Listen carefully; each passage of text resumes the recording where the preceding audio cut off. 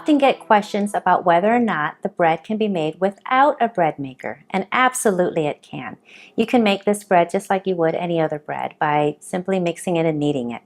So what I'll do is I'll show you how to do it with a KitchenAid mixer or a stand mixer, as well as how to knead it by hand. Okay, so we start out just like we would with the bread maker recipe. You'll add 2 eggs,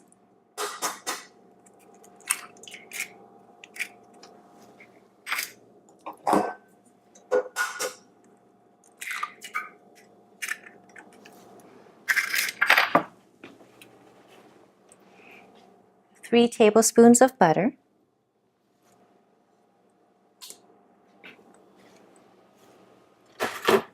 a 1/3 cup of heavy cream,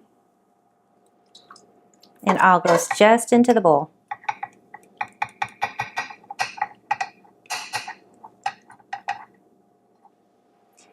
As well as a cup of hot water, and it shouldn't be so hot that it's boiling, but it should be about hotter than lukewarm or room temperature. So there you go, it's about a cup of water, and you just mix it all into that. And the last ingredient, which is optional, but I do recommend it for sliced bread as well as certain types of dinner rolls, is maple syrup, maple extract. So you use about a teaspoon of the maple extract. If you're making a savory type of a bread roll, then obviously you can leave this out. There you go.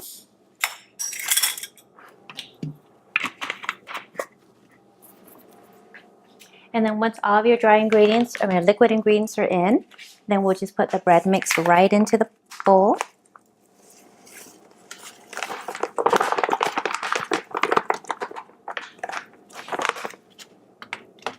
As well as 4 teaspoons of yeast. Don't forget the yeast or it won't rise.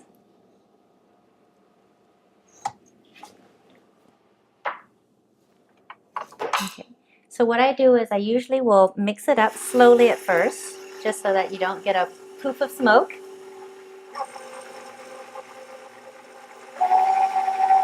And then increase it to about medium. On here it's about a 4 to a 6.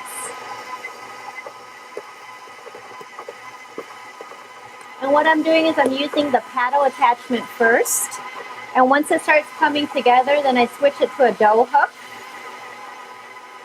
in order to finish the kneading.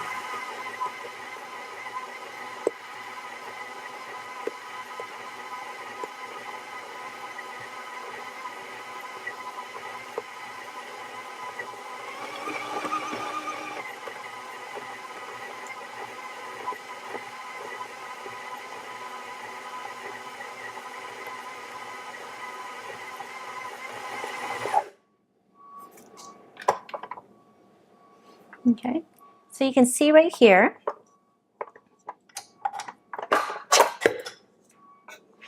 that it's coming together quite a bit. So what I'll do is I'll just take my little spatula here and then just take it off of the paddle. And this is about the time when I would switch into a dough hook.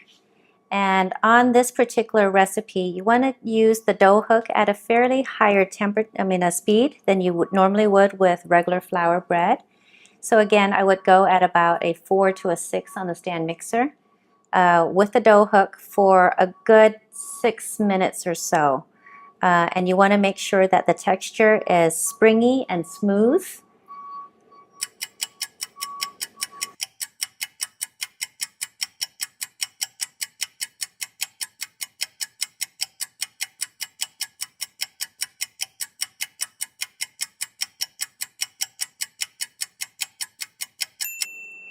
So this is what it looks like with the paddle attachment, mixing the wet ingredients to the dry ingredients.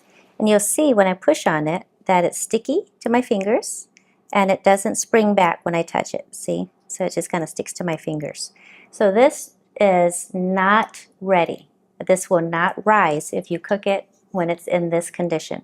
So what we need to do is knead it a lot more, and this is when you switch to the dough hook, and we'll knead it until it becomes very, very elasticy, and it becomes firm when you touch it, and it'll spring back after you touch it. So, and you'll see a nice smooth surface on that. But what I'll do is I'll show you how to hand knead the dough for those of you who do not have a stand mixer. So here's the bread that's just mixed together between the wet and the dry ingredients. So if you don't have a mixer, then what you want to do is knead this bread, okay? And so you just knead it by folding it in and then pushing it down, and then just keep repeating that process. And initially it will stick to your hands,